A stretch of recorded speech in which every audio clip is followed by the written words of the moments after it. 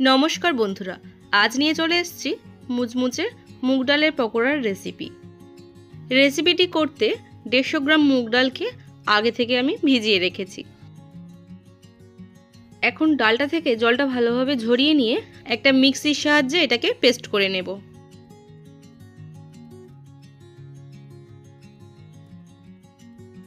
এখন পেস্ট করা ডালটা একটা পাত্রের মধ্যে নিয়ে নেব।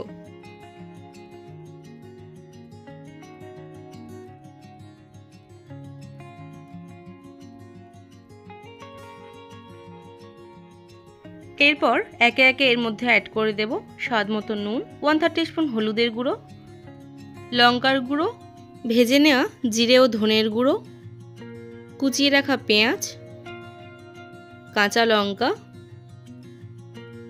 গ্রেট করে রাখা আদা রসুন ও কুচানো ধনেপাতা। এখন সমস্ত কিছুকে ভালোভাবে মিশিয়ে নেব।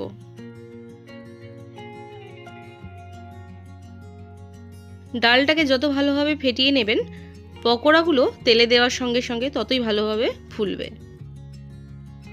অন্যদিকে কড়াইতে বেশ কিছুটা পরিমাণ তেল আমি গরম করতে বসিয়ে দিয়েছিলাম। এখন এই গরম তেলের মধ্যে ডালের পকোড়াগুলো এভাবে আস্তে আস্তে ছেড়ে দেব। তেলটাকে আমি আগে থেকে হাই হিট গরম করে নিয়েছিলাম। এখন ডালের পকোড়া ভাজবার সময় গ্যাসের ফ্লেমটাকে মিডিয়ামে রেখে ভেজে নেব। দেখুন, পকোড়াগুলো আগের থেকে অনেকটাই কালার চেঞ্জ হয়ে গেছে। এখনো কিছুক্ষণ সময় ধরে পকোড়াগুলোকে ভেজে নেব। এগুলোকে যত লাল লাল করে ভাজবেন তত মুচমুচে হবে। দেখুন, খুব সুন্দর একটা লাল কালার চলে এসছে। এখন এগুলোকে তেল থেকে তুলে নেব। আমার রেসিপিটা এখানেই কমপ্লিট। রেসিপিটি ভালো লাগলে একটা লাইক করবেন, শেয়ার করবেন আর নতুন বন্ধু হয়ে থাকলে একটা সাবস্ক্রাইব করবেন। ধন্যবাদ।